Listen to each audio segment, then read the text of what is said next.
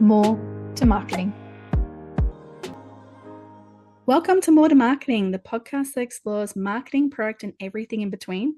I'm your host, Susan Walsh, and today we're going to be learning more about the power of business planning. I'm very, very thrilled to have a very special guest today, Andrew Baxter, I call Billy, an accomplished chair, board director, business advisor, and marketing thought leader, just to name a few. With an impressive career spanning leadership roles across major industries, Billy has advised and led businesses in so many different industries. Just to name a few: agriculture, tourism, technology, financial services, small businesses, you name it. He has been there and done that. He is also a senior advisor at BGH Capital, teaches marketing at the University of Sydney, and is a regular contributor to The Australian. He is a wealth of knowledge in all things marketing. He's done many things all across Australia in advertising and other things.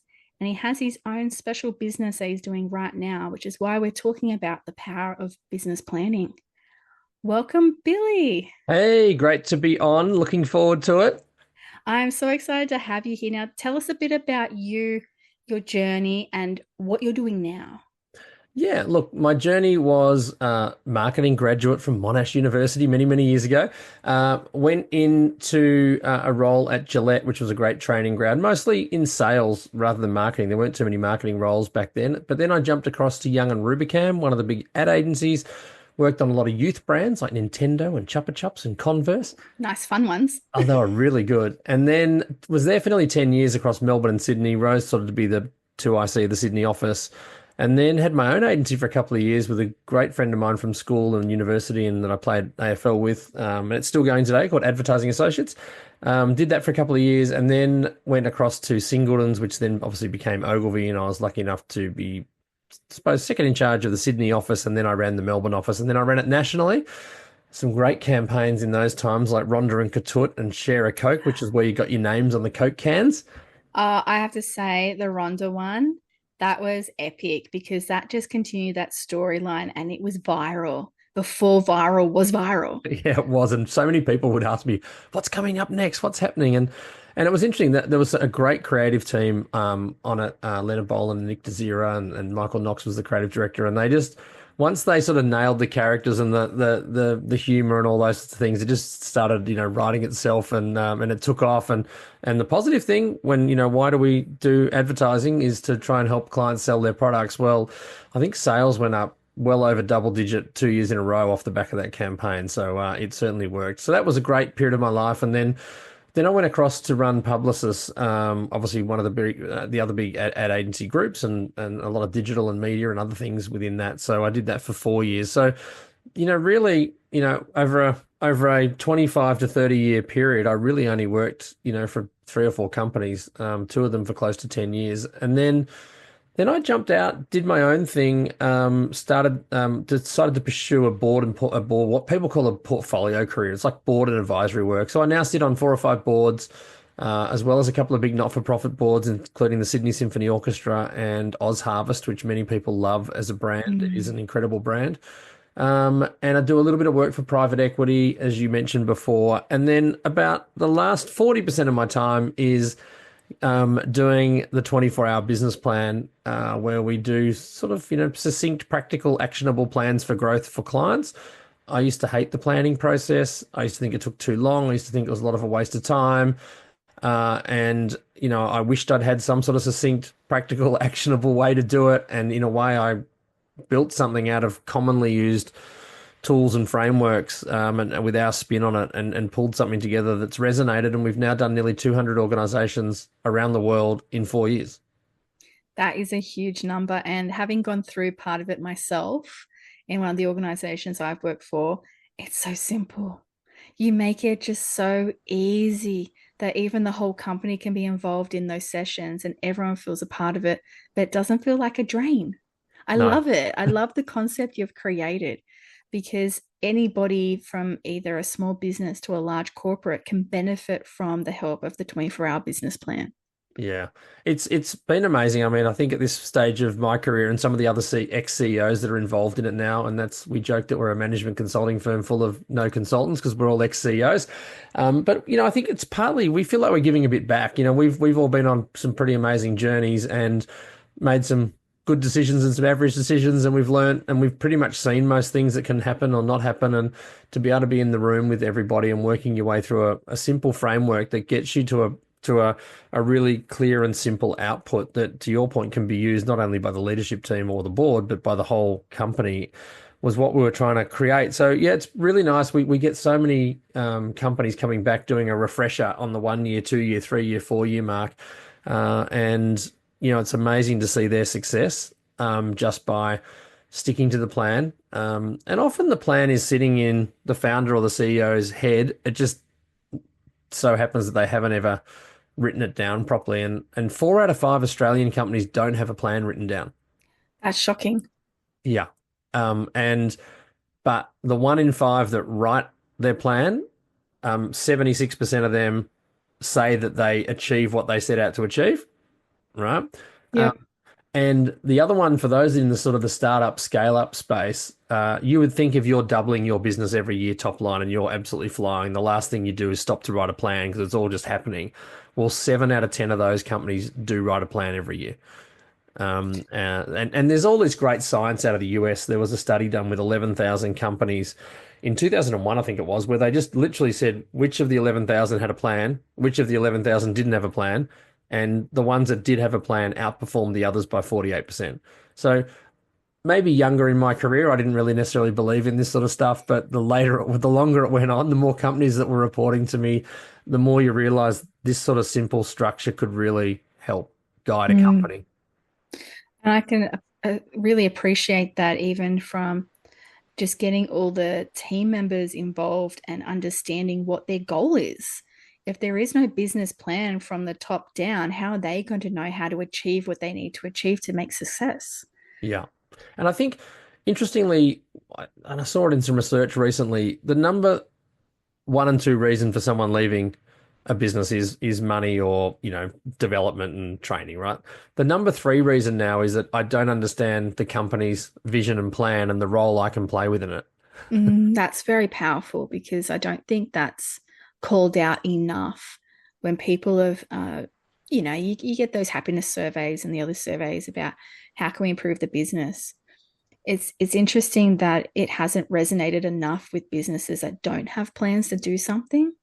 And that's where it's just so important to do it, because it's a critical success factor. And I'm sure you've seen that along the way with your journey of over 200 of the most recent ones over 2 years. Yeah. What are some of those key elements that you've seen that makes a strong business plan? So interestingly, if you go and Google business plan template, and there are literally 25 pages on Google of business plan templates because every bank has got one that they want to pass on to their clients. Most of the strategy companies have got one. Accounting firms will have one. And to be honest, the headings are roughly the same. If you start going through it, it's like, okay, you've got to understand, what industry you're in. What are the challenges in that industry? What's the trends in those industry? What are the headwinds, the tailwinds? What are the macro things you need to think about? So you've got a whole sort of industry piece. Then you've got who's your target audience?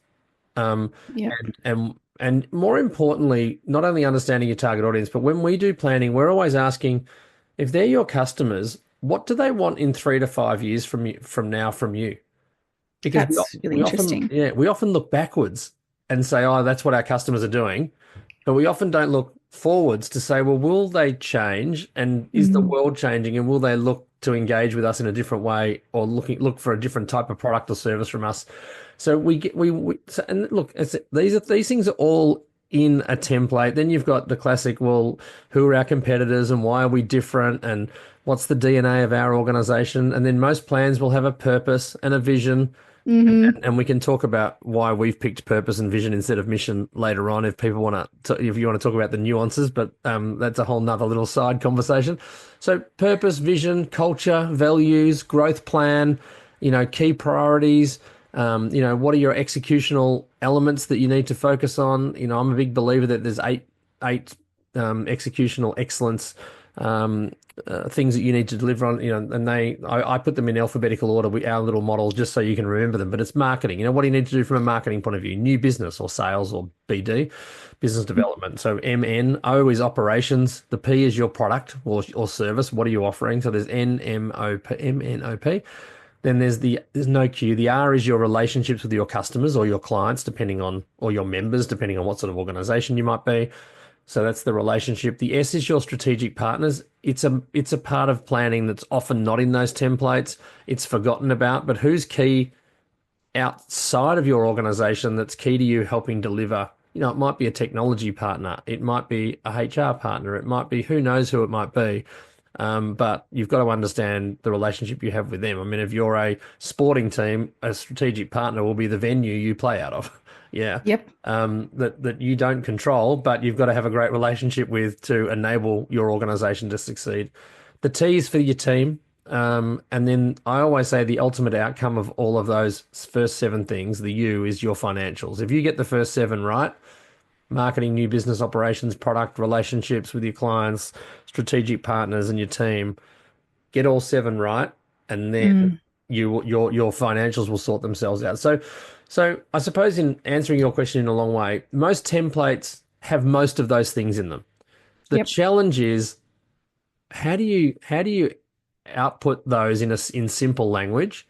How do you get that into a sort of almost a storytelling? Because if you can storytell your strategy to your team, it's far more likely to permeate in. I think the temptation is to overwrite business plans to sound really Mm. intelligent. Oh, we've written a 150-page business plan. It's so detailed. It's so organized. And well, no one's going to read it past about No, three no one pages. will read that. Yeah. So you've got to write it in simple language. You've got to write it in a storytelling fashion. You've heard us say, we say, if this doesn't pass the barbecue test, it's not a great plan. And then we talk about visualizing it. Can you almost, have it in sort of a way on a screen where, I just watched my daughter do year 12 and the amount of highlighting on every page of her notes, because when she got into an exam, she needed to half close her eyes and remember it was that pink bit that I highlighted in that section. That's what I've got to write down now. And a plan should be the same. We should be able to put it out onto a few pages and get it written in a way that we can half close our eyes and remember what that plan is and step our way through it. So for us, the overlay is about storytelling, simplicity of language, and visualization.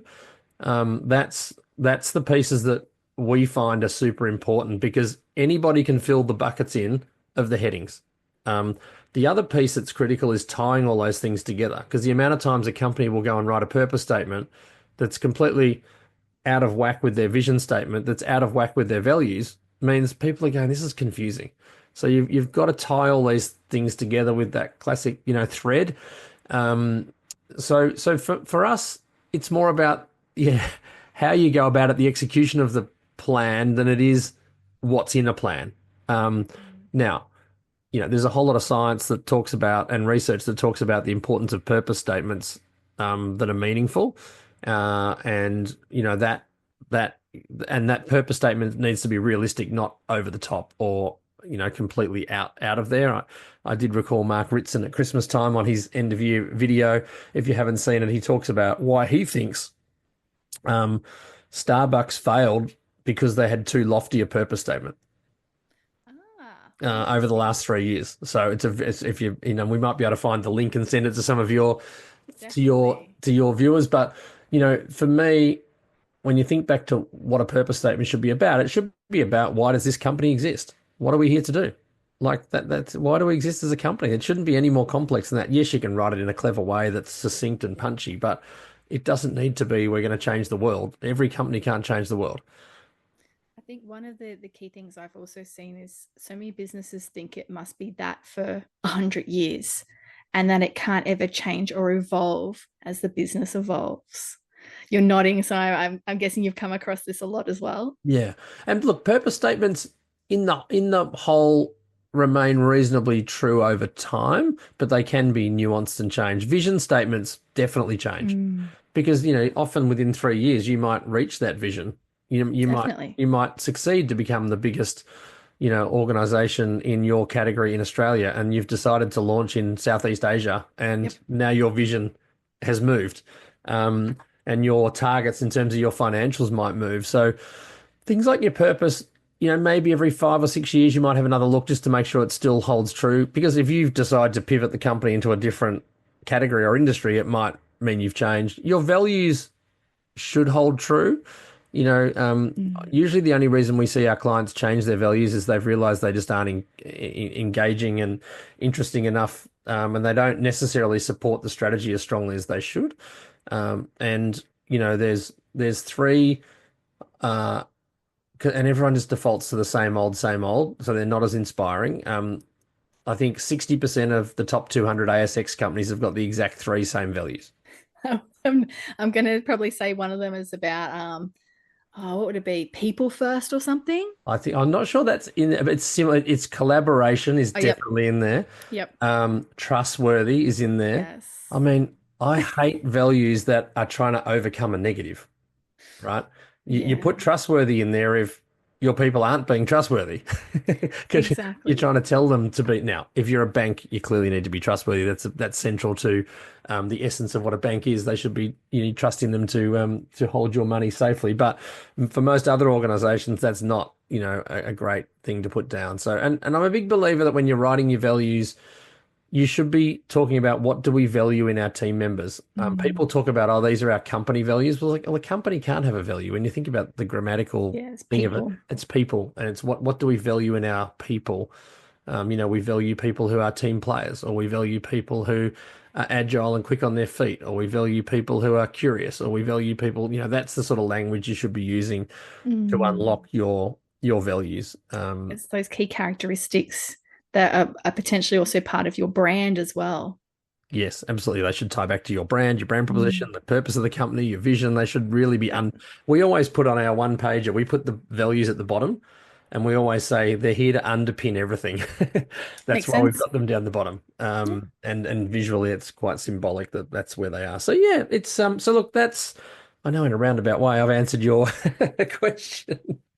No, I love it. And I think it goes straight into my next area of curiosity, which is if you talked about being simple, the simplistic action of it.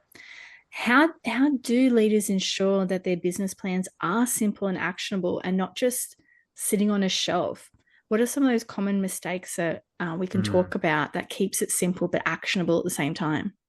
One of the things we reference is Jeff Bezos, and if you haven't seen this, he refuses to accept a document longer than 6 pages long. Well, I love that idea. All I've right. had previous people that have been one pager only. Yeah.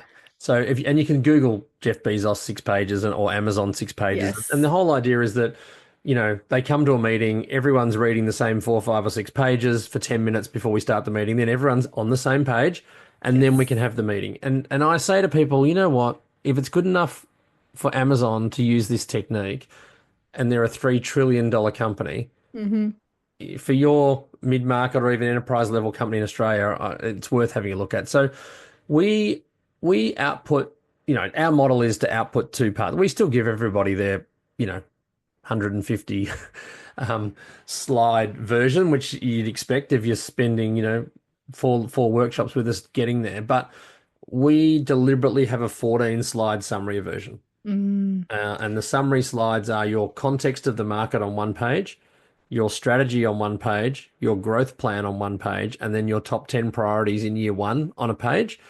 And so there's 4 pages. And then we write 10 one-page action plans for each of the top 10. So all of a sudden, you've got a 14 slide summary version of your page you can put into the management deck every month or the board paper every month to remind us that this is the longer term is that absolute, context on a page, strategy on a page, growth plan on a page, but the shorter term is your top 10 priorities in year one to help us. What do we need to execute with excellence in year one to get us there? So we're a big believer is in less is more. Mm-hmm. It becomes far more manageable if everyone's clear. And I look back on my corporate career and publicists at the end. We used a similar-ish model to that to the top 10 priorities. I think we had 8 at the time, and worked through that. When I had 12 companies reporting to me, I imagine if I had 12 lots of 150 pages, no way. Like Yeah. I needed to know, guys, remind me of what our plan was for the year with your business. Yep. Remind me of how you're going because we all sat in a room for a day and nutted it out and agreed it. What are we doing? Where are we at with it? How are we tracking? Why are we behind? Do you need any extra resource? Do you need extra money? You can have those conversations a lot more succinctly, and you've seen this work in action. That if you do it that way, then if you've got a big long deck that no one really knows where to look for stuff in. So, Yeah. I've seen something similar, but they call it rocks. oh yes, big Big, 10 big rocks. Yes, yes. yes. There's a couple of people use that. I think one of the products is called EOS, Entrepreneur Operating System. They talk about their 10 big Mm, rocks, and someone else does as well. There's a couple of other models. I built a house just off what I'd learnt without people teaching me this stuff, and I just intuitively learnt these things. And I remember a former boss saying to me when he asked me to go and run a company, it was when we merged three companies together for to build Ogilvy Melbourne out. And he sort of said, "Well, what do you think you're going to do?" We had this conversation over about half an hour, and at the end he was writing notes. He goes, "There are 11 really good things. Why don't I just ring you every 2 weeks and see how you're going on those 11 things?" And that's what he did for the next 12 months. And that's where my thought bubble of the eight now. He yep. learned about the 10 rocks before, but he didn't tell me. But that's where it hit home to me how practical that could be. Mm. And then once we did ours, then obviously there's other models that are similar. So, And the great thing about it, when you have 10, you can then size them, prioritize them, visualize them a lot easier than the 150 pages of ifs, buts, whatever's, going off target, going off what your purpose is and everything. By keeping it short, sharp, you're able to actually manage it, but also measure it. yeah, And I think for me, one of the key calls outs you've just said is, and I don't see it happen enough in businesses, is the continual check-in and reminder. The every trade or every strategy session or update session that you might have once a month with SLT or whatever it might be, bringing it up and keeping them informed about how it's tracking. Because I think a lot of companies get caught up in how's trade and don't go back to what had we planned to do? Did we get there? Are we getting there? yeah. No, I agree wholeheartedly. I was talking to somebody in a workshop the other day, and they were asking, how often they should have these check-ins, and I knew this person had played AFL just like I had, not the highest level, but next couple of levels down. And I said, guess what happens in an AFL game? You get appraised and reviewed every 30 minutes at quarter time and half time and at three-quarter time at the end of the game. And I remember telling my boss this one time. He was getting nervously telling me I'm going to review you after 3 years, and I said it's about time because I'm used to getting reviewed every half an hour. Mm, So I think we forget about now. I'm not saying your business plan you should be reviewing every half an hour, but once a month, absolutely, because things change. And I think, with your team members, you should absolutely be, my first boss when I was a junior at Young and Rubicam, we'd be in the car on the way back. He'd give me a full analysis and review of how I went in the meeting and what I'd done well and what I hadn't done so well. It was a quick way to learn. Now we feel like nowadays we can't do some of that stuff. mm. But I look back on it and go, wow, I feel like I got a masterclass in what I should or shouldn't be doing at the age of 24, 25. One of our clients, as I said, was Nintendo, and it was a half-hour drive from Mulgrave back to St Kilda Road, where the agency was, and I would get, I would get the Half feedback an pretty hour. Oh, quick. Yeah, I think half an hour might be a bit too much, but I yeah, do I do personally prefer feedback in the moment because then it's actionable and then you're not questioning going, what were they talking about? Something 6 months ago. What are you talking about? Have I been doing that same thing for 6 months, whatever it could have been within the business? So I do appreciate the in the moment for you, but maybe not half an hour's worth. no, exactly. Now, you did mention a bit about long term, short term strategies. How can a business actually really strike the right balance between those strategies, incorporating both long and short term and having that adaptability in there with their business plan? Yeah. So we see a lot of companies that have done a very good long-term plan in the past. Mm. They've got a 3 year to 5 year strategy, but then they don't execute that very strongly.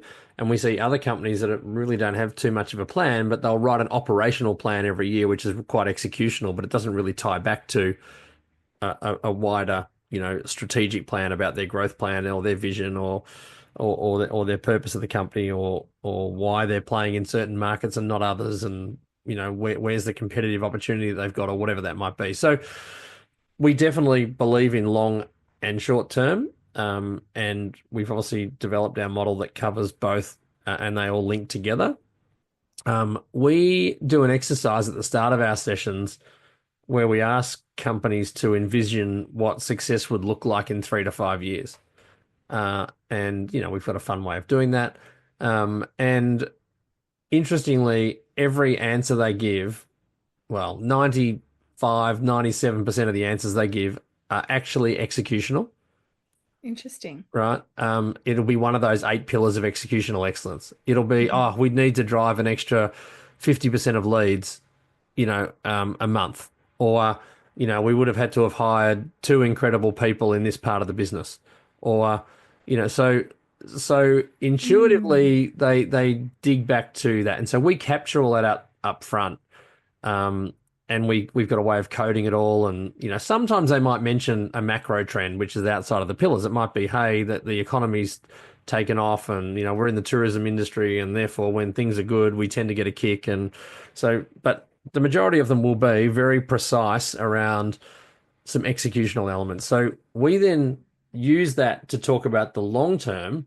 So if that's what you think success looks like, then can we reassess our purpose? Is it fit for purpose? What should our vision be? Are our values aligned to what you've just all told us? And then we're able to tie in the last couple of workshops back to all those ideas they had about executional excellence and then dig into them a bit more. So, it should naturally ladder together. I think the challenge is the prioritization of those things to do, because in most workshops we do, we tend to unlock anywhere between 35 and 60 potential executional priorities for the year. Now, no company, doesn't matter how big you are, is going to do that. You've got to get back to, we believe, 10. Some companies think about 8. We talked about the 10 rocks before. So that's why you've got to it all needs to ladder together. It all needs to make sense as to why are we doing why are these 10 priorities? Well, these 10 priorities are because we've talked about what our vision was and what our purpose was and what our values and our culture should look like and what our growth opportunities might be.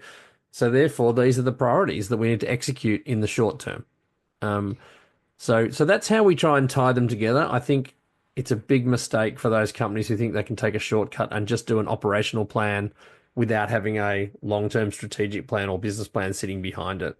Mm. They'll execute things well, but it's not probably going to take them to a place that's as good as it could be. And I think with the long term, I I don't know all your processes and everything because that's your magical IP, and everyone should come and join you and get the 24-hour business plan done on them. But a lot of those long terms, I would assume they've got stepping stones within them that are short terms to get to the long term. And that helps you with that planning process then once you've got it all prioritized and aligned. Yeah, and we definitely see that. There's a great piece of Harvard research where one of the professors there and two of his colleagues, all they've studied for 30 years is why businesses grow, right? I mean, some people go to university and study neuroscience and what happens in someone's brain or whatever. All this guy, Boris Groysberg, has done is study why do businesses grow. And they've developed a model called the Harvard 4+2 rule for growth. And they talk about the four things that are not negotiable. They talk about great strategy, great execution, great culture, and great structure. And to your point, one of the things you need to think ahead on is if you sit there and go, I want to double my business in the next 3 years, likely your structure will look a little bit different in 2 years' time when your business is twice the size than it will now. And you need to map some of that stuff out and understand, to your point, the stepping stones along the way. Okay, what's the trigger point for hiring that extra salesperson? What's the trigger point for hiring that extra developer or whatever it might be, right? So Yep. that's the sort of thing. But anyway, if people haven't seen that before, it's also very Googleable. The Harvard Business School 4+2 rule for growth, and it's again, I love it because it's such a simple framework. And uh, we tend to touch on with our planning process. We cover probably the one thing out of the 4+2, the one thing we don't do is the structure thing. We because we're not going to solve that on the spot. It is something you have to go away and do. But Yeah. we've built our process so that it covers all those things that, Harvard has clearly figured out over 30 years that this is what's important for business growth. And also what has succeeded too, which is what you've been working towards as well and achieved with the formula that you have. Yeah. Now, Um, oh, I was going to say, have you got some examples that you can openly share? And these can be ones that aren't your own, of companies actually successfully leveraging a business plan to take off for growth. So yeah. we know about Amazon and how he's got his 6 pages because it's quite documented, and that's how they're able to actually make decisions quick and on not quite on the fly, but at least everyone's on the same page, literally. But what other ones have you got that you could share? Look, I think I was lucky enough, as I said, right at the start of my career to work for Gillette. And I think some of those big multinational FMCG companies were all very, very good at strategic planning back in the day. Like, and then laddering that down to, well, therefore, what does the marketing plan look like? What does the sales plan look like? So I think some of those companies have always had very structured plans for growth. Look, we're lucky enough, a couple of our clients have jumped on into a studio with us and talked about their the success they've had. We just finished with doing an update this week is an outsourcing company called Satellite Office. It's they do sort of white collar roles out of the Philippines. I know the guys well. You know the guys well, and they've tripled the business in for the last 4 years. Amazing. And they really, to their credit, have stuck to the plan. They put a lot of effort into it each year, probably more than what some of our other clients, we always sort of think that they've only got X amount of time to do things and they might only be able to do a refresher and a 1 year plan. They might only have a day to put aside, but they do put aside the time, usually up to 3 days over a few months. It might be a whole series of half days, for example, because they really believe in the power of business planning and getting it right and getting everyone focused and getting everyone on the same page and then laddering that down to the next level, as some companies call it, the -1s, the next level below the exec team, and then laddering it down further than that. So I think what we're seeing is companies that execute with excellence so that, yes, they've got a good plan. And we're about to actually caught up with one of our PhD students who helps us yesterday. We're doing a bit of a study into something that we've intuitively seen. So at the end of each year, when we do a refresher, we normally spend the first hour just reflecting on the previous year's plan. We give each of the priorities a mark out of 10. Yep. I think you've seen us do I this. have, yes. And then we talk about, well, what did we learn and which ones of these might we need to bring forward? But what we've found in the last year and a half is every company that has got seven out of tens as the mark for each one. So they've effectively executed 7 of their priorities with excellence. Every single company's grown at double-digit growth so far. That's amazing to have that insight. Yeah. So part of, saying which businesses have been successful, we've seen, probably 20 to 25 this year that have come back to us, executed their plans with excellence, and have grown at double-digit growth in all categories. So for me, you hear about the sporting coaches in all forms talk about you've got to follow the process and know the role and Know the formula. yeah, and execute really well on the field. And well, it's no different with the business plan. If you've got a plan and you execute it really well, that's when we're seeing that be a huge success. And we've worked with huge tech companies. Some of those have been on the record of talking about their growth off the back of doing this. One of them in particular had sort of pretty flat top line numbers for nearly a decade and then jumped 50 to 60% in a couple of years after working.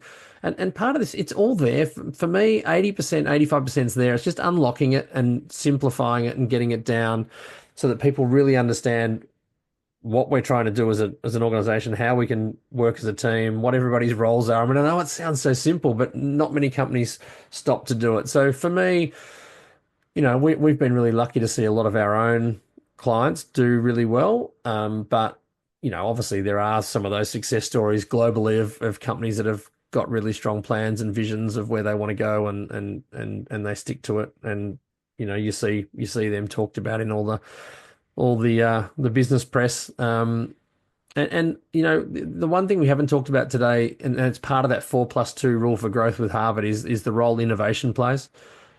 It's critical. It's one of their plus twos. You Mm. can't really grow without innovating and staying ahead. And I think that's really important for people to understand, because otherwise you're sort of playing an incremental game rather than a um, Step change. yeah. I think one of the other great things about having a consultancy come in to help you with your business plan, even if it's just the first setting it up, is they don't have blinkers on. They're not, they've not got their own, I'm only sales. I just look at this sales funnel and I've just got these blinkers on and I won't take them off. It's looking at it in totality and looking at it across the board for all opportunities and how it all works and syncs together so it can be cohesive.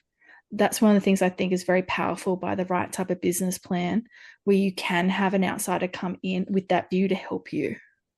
Yeah, no, I agree. And I think the other thing, just to build on that point, not only is that true, but having the whole team in the room, because often Mm. planning gets done where the CEO goes, "Oh, can you go off and put the sales plan, do that, the marketing plan, the finance plan, the operational roadmap, the IT roadmap," and they're just collating bits and sticking it into a document, right?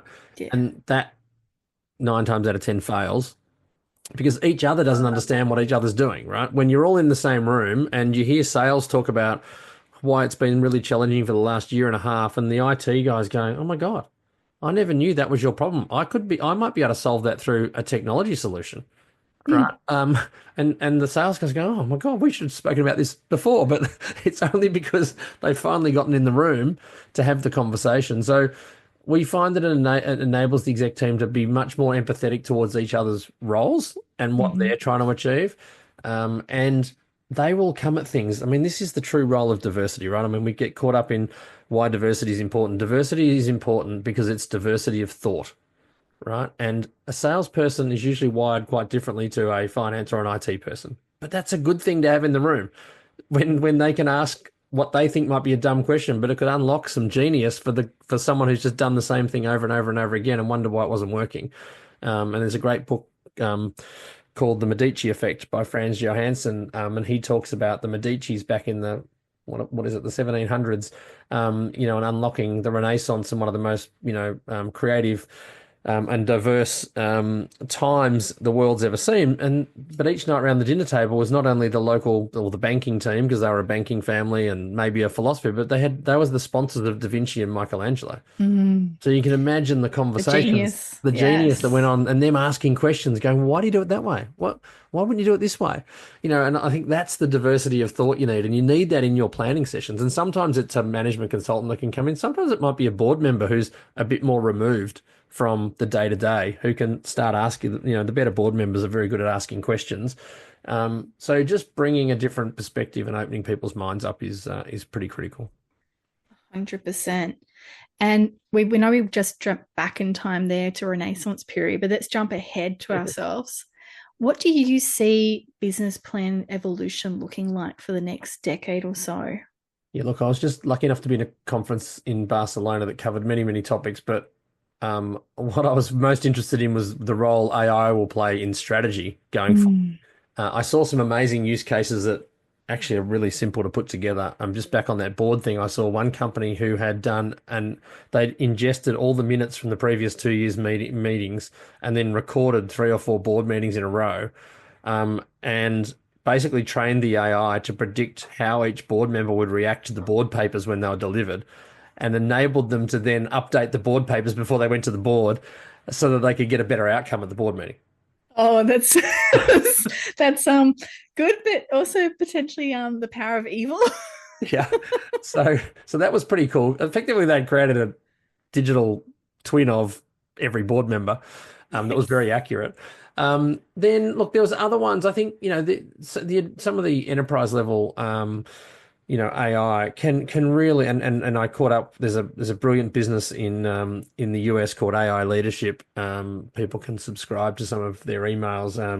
guy called Jeff Wood, who heads that up, and he's got some brilliant ways of using AI tools to really push, because most of strategy is collating huge amounts of documents, and we do that before we start. We give us all the documents you've had in the past, every other plan you've ever done, tell us where we'll find great information on your industry, and we're plugging that into our system. Now, we've got 8 business school students that work for us, and it's brilliant for them that they can do all that sort of work. But, AI can certainly do some of that a lot quicker. And then, I think people don't use AI and ask AI to play a role as strongly. They tend to just ask for information. But you can say to AI, well, if you were mirroring the best investment banker in the world, what are the 3 best questions you'd ask next? And what are the key 5 priorities you think we should be doing? Like so I do feel like that is good. Funnily enough, where AI hasn't worked for us is when we have great conversations in our sessions, and maybe the CEO or the CFO might talk passionately about something for 3 minutes, and you've got to capture that in 15 words or less, and get the essence of what they're trying to say. That still, it'll capture all the words. It won't capture the nuance you need to use into your strategy. So, maybe hear that passion either to be able to identify it and circle it either. Yeah. So look, I see like most businesses that, and I know that's a bit of a, you guess that would be an answer I'd give, but I do feel like that is genuinely something that I've now seen, sort of seen the light and the horizon on. I, Look, I think the world is changing. I often say in my old, marketing, I put my old marketing profession hat on, the fundamentals of marketing have not changed in 40 years, but how we execute marketing changes every week. Right. And I feel like business planning is going to be the same. The fundamentals of business planning are not going to change. How we execute and put plans together and then execute those plans is going to continue to evolve. So for me, and I often say that when I'm speaking to university students and they go, well, what are we really taking away from our degree? I said, what you're taking away from your degree are the fundamentals. Exactly. Skills you can use and use anywhere and reuse. Correct. And over for the next 20 to 40 years, whereas you might not have felt like you were taught the latest way to use AI to do something. But you know what? That's not as weirdly important as you understanding the fundamentals of whatever the profession is that you're doing. Exactly. Oh, absolutely been loving this conversation, Billy. I've got my final question I ask every one of my guests. What brand, any brand in the world, best represents you and why?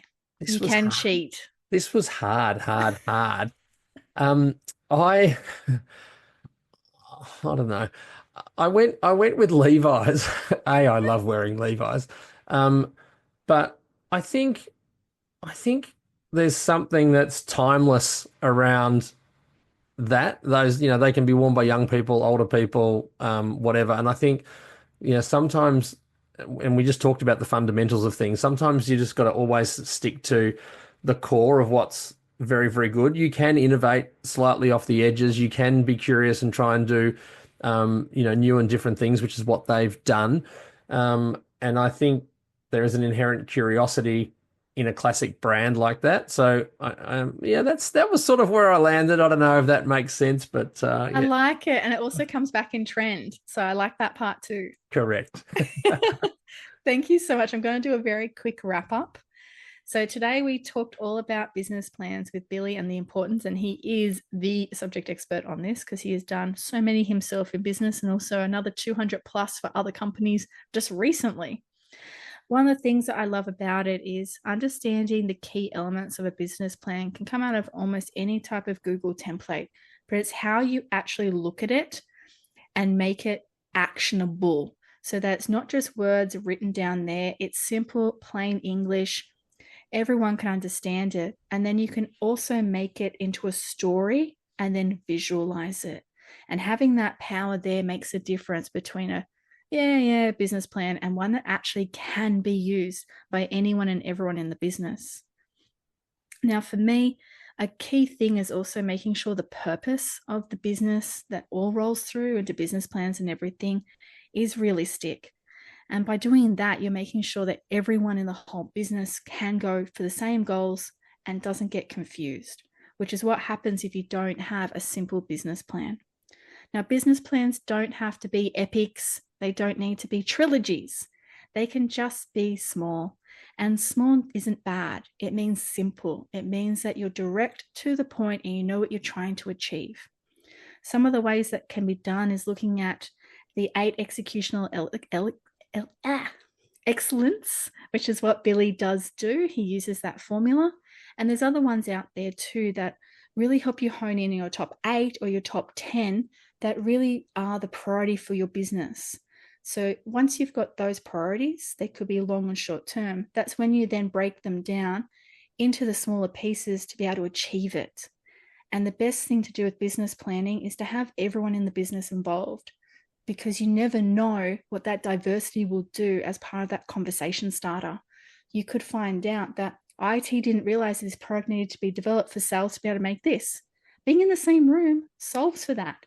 Collaboration, it is so powerful. And having a strong business plan that is short and simple, and potentially even one page, make sure that you are focused, because laser focus means you've got a better chance on actually succeeding and hitting those goals. We heard the numbers. If you are actually putting time and effort into your business plan, making sure it is simple, achievable, realistic, you will be more likely to hit those goals. And that's where you want to go, and that's where your trajectory is, no matter how big or small you are.